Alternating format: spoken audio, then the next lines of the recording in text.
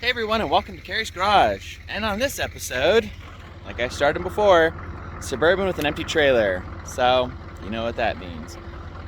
It's going to be a little bit of a drive, so we'll talk about it here in a minute, and then we'll check out the car after we load it, and then we have to go run some errands. But it's an interesting one, and I'm just going to call this one a Facebook Marketplace rescue because that's really what it is. And it's kind of cool and weird, and I want it, so I'm buying it.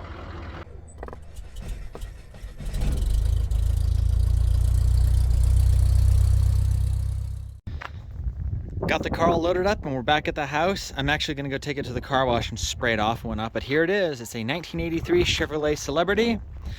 But what makes it really interesting and rather unique and pretty darn rare, it's a 4.3 liter diesel. So it's the V6 naturally aspirated diesel front wheel drive. These are pretty uncommon. I've only ever seen a couple and I've wanted one for a while, and here it is. And the price was just too good to pass up. We'll do a little bit more of an in-depth look here in a little bit, but here's the interior. It's got the console shifter. The dash is kind of messed up, so I might see if I can find a replacement for that panel. But overall, it's in pretty decent shape. Headliner's a little bad, but it happens. But really where it's at is under the hood. And I'm gonna go get some batteries. It ran a few years ago, so I'm gonna get a couple of batteries and see if I can't get it running, because I really don't want to push it. There it is, the 4.3 V6 diesel. So I'm gonna go ahead and go pressure wash it out, clean it up a bit, and then go get some used batteries for now, because I don't want to really invest a huge amount of money into batteries, and let's see if we can get it started moving it at some power.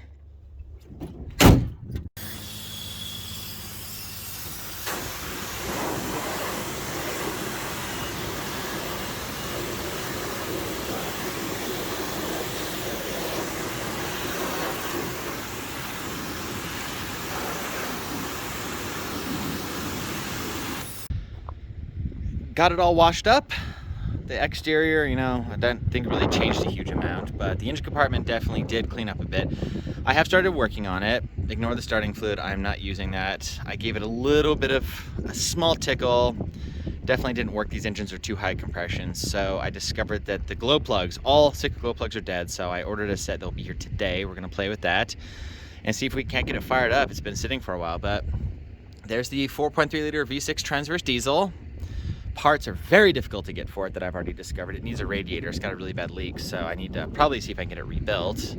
But as far as I can tell from the owner that I got it from and looking at it, it does have 56,000 original miles.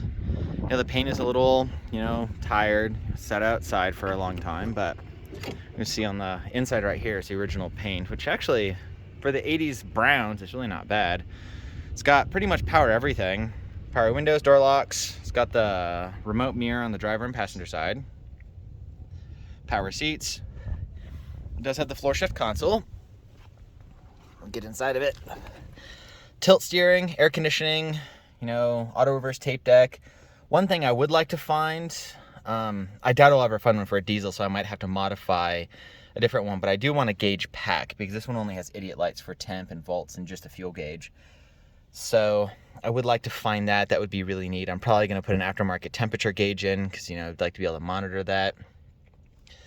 It did sit for a while and some people got in it and broke a few things. So the glove box is, kind of messed up that I'm going to have to fix. But overall, I really do think the interior is going to clean up pretty nice.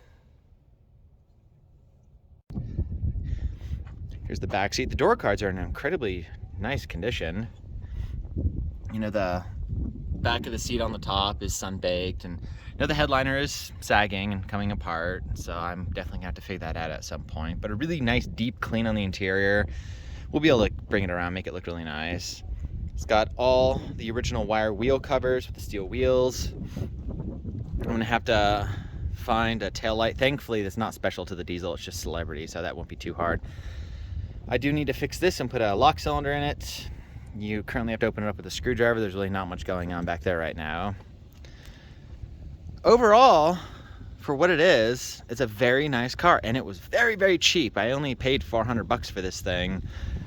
And the rarity of it and the unique factor, I like this weird stuff, and these old 80s GM diesels are always fascinating to me. I've got the 6.2 liter diesel in the Suburban, But a front wheel drive V6 diesel has been one of those bucket list cars for me for a long time, and I've never had the opportunity to get one, and now I have. So I got a set of reconditioned batteries, which are okay. They're not the best. It gives a few cranks out of it, but yesterday when we were trying to start it, it wasn't doing anything. Sorry I didn't film messing with it yesterday. I got the batteries and got a little anxious, and then I discovered that none of the glow plugs are working, and these old indirect injected diesels, they're very cold-blooded and temperamental. With no glow plugs, they're not really happy and they really won't want to start. So I was able to find a crossover on the glow plugs, and I got 3 ordered. I'm only going to replace 3 because the back 3 up against the firewall are a total pain. So I'm going to replace the front 3 and see if it does anything. You know, hopefully it'll fart, start to sputter or something. And if it does that, that'll be encouraging. I'll work on replacing the back 3. The fuel system had some air in it, so I put some fuel in it. Got air, the air bled through at least the injectors. One of the big problems with these is they are non-return style injectors, so bleeding them can be kind of a pain because it won't return the air to it. So I was cranking it and it was getting a little bit of diesel exhaust coming out the tailpipe, you know, just a little bit of the smell, which, you know, telling me it's getting at least something up there. But we need to get the glow plugs and try and get it to do something. But I'm gonna get those today, and we'll film a little bit more and see if we can't get it to fire up. And then I need to figure out a radiator, and that's gonna be a pain because they don't exist, and I'm probably gonna have to get it rebuilt. But yeah, let me get the glow plugs and let's see if it'll crank. 3 brand new glow plugs installed right up here. If this does work, which I'm thinking it will, I really hope it does. If not, I'm gonna probably have to dig into the injection pump, which I really don't want to do. But I do have to pull this upper intake plenum off. There's a little bit of a leak on one of the lines, so I gotta kind of snug it up. The back 3 over here, I tell you what, that's gonna be a total pain to deal with as far as glow plugs or whatnot. But got the batteries all hooked up. They should have enough juice. I've had it charging overnight, and let's see if it does anything at all. Let's hope it does. I really hope it does.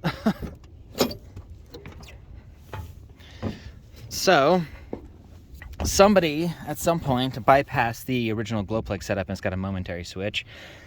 So we have to press that probably for 8 seconds and then see if it cranks, hopefully.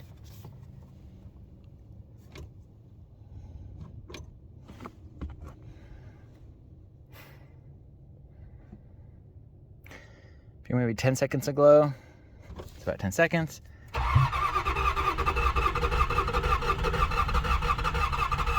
Well, that's definitely doing a lot more than it did before. Well, a little bit more cranking, and look at that. And it died. I have a feeling there's probably a fuel supply problem, or there's still air in the lines.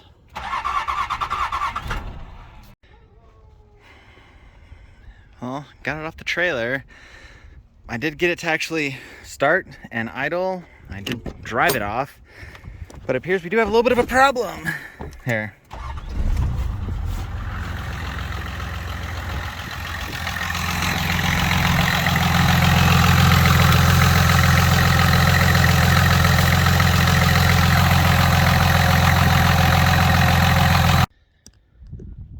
Well, I think that's a good stopping point on the Celebrity right now.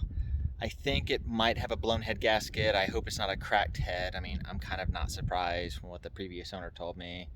She really didn't know a huge amount. She's like, oh, it would overheat every once in a while. And I mean, who knows?